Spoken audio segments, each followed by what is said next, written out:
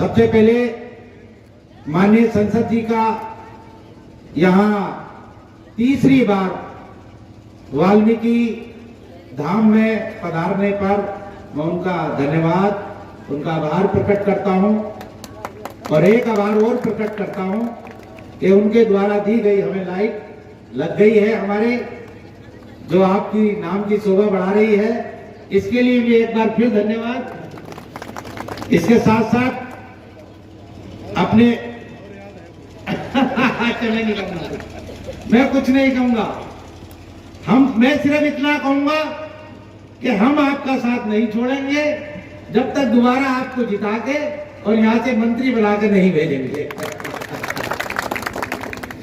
इसके साथ साथ मैं अपने भाई और दलितों के मसीहा, दलितों की आवाज उठाने वाले भाजपा के जिलाध्यक्ष हंसराज पप्पू जी, अभी पिछले दिनों मिलक में जो कांड हुआ और उसमें जो उनकी भूमिका थी, उसका हमारा पूरा दलित समाज कायल है और वो समय समय पर कहते हैं कि चाहे कुछ भी हो जाए मैं दलितों के लिए अपनी जान दे दूंगा, तो मैं उनका भी धन्यवाद करना चाहता हूं। इसके साथ साथ मंजू दिलेर जी, हमारी सफाई कर्मचारी आयोग की सदस्य और वाल्मीकि समाज की शान, आन बान शान, मैं उनका भी धन्यवाद करना चाहता हूं। और मैं अपने अधिकारी और हमारे सर के ताज, शाना बशाना मेरे साथ खड़े रहने वाले मैं डॉक्टर दशरथ सिंह जी का भी धन्यवाद प्रकट करना चाहता हूं। डॉक्टर दशरथ सिंह जी एक ऐसी शख्सियत हैं जो दुख में सुख में हमारे साथ खड़े रहते हैं, चाहे कितनी भी विपदा आ जाए वो हमें नहीं छोड़ते, तो हम इनको कैसे छोड़ सकते हैं। पूरा वाल्मीकि समाज इनके साथ खड़ा है।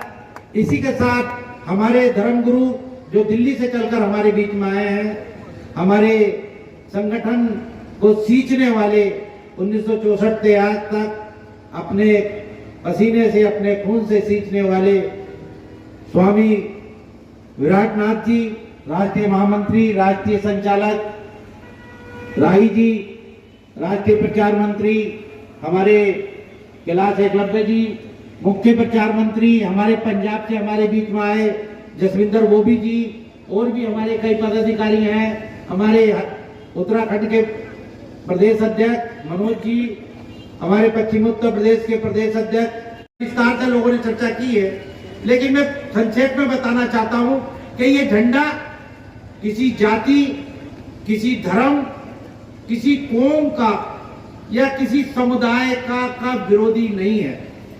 ये झंडा समानता, भाईचारा, एकता का प्रतीक है। सृष्टिकर्ता भगवान वाल्मीकि जब महाराज ने जब सृष्टि की रचना की, उस समय सब कुछ आसमानी था, सृष्टि आसमानी थी, आसमान आसमानी था और पानी भी आसमानी था, इसके अलावा कुछ नहीं था संसार में। तो उस समय के बाद में सृष्टि की रचना हुई, आदि मनुष्य पैदा हुआ और आदि मनुष्य ने ये खोज की, ये माना कि जो प्राकृतिक कलर है वो आसमानी है। जैसे उसने पीपल को देवता माना क्योंकि पीपल सबसे ज्यादा ऑक्सीजन छोड़ता है। उसने बरगद को देवता माना क्योंकि बरगद हमें सबसे ज्यादा मतलब ये कि फायदेमंद पेड़ दिखाई देता है। इसीलिए आदिकाल के लोगों ने आसमानी कलर को अपना प्राकृतिक कलर माना और उसको जो है अपने निशान, अपना ध्वज बना लिया। और जब से लेकर आज तक इस सृष्टिकर्ता ने, प्रभु वाल्मीकि महाराज ने इसी कलर को अपनाया और इसी कलर को माना।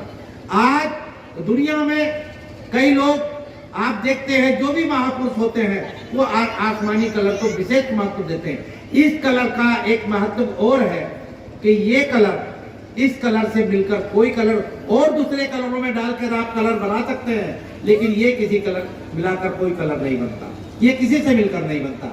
ये परमात्मा का बनाया हुआ कलर है, इसीलिए हमने इसको अपनाया है। और अपनाने के पीछे जो हमारा मकसद है वो ये है कि भगवान वाल्मीकि के नाम पर और आसमानी ध्वज के नीचे पूरे ही दलित समाज को, पूरे ही समाज को संगठित करना।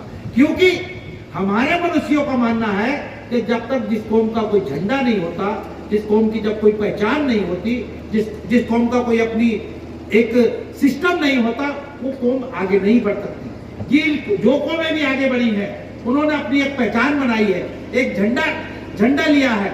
झंडा और डंडा दोनों हमारे होने चाहिए, और जिसको लेकर हम आगे चले और पूरी कौम उसके साथ खड़े। आज जो यात्रा निकालने का जो हमारा मकसद था वो भी यही था। हम एक मैसेज सिर्फ समाज को देना चाहते हैं कि हम आसमानी, जिस तरह से आसमान के नीचे पूरा समाज, पूरी कौम, चाहे वो ब्राह्मण है, चाहे वो बनिया है, चाहे वो क्षत्रिय है, चाहे वो शूद्र है, सारे लोग एक समान है आसमान के नीचे।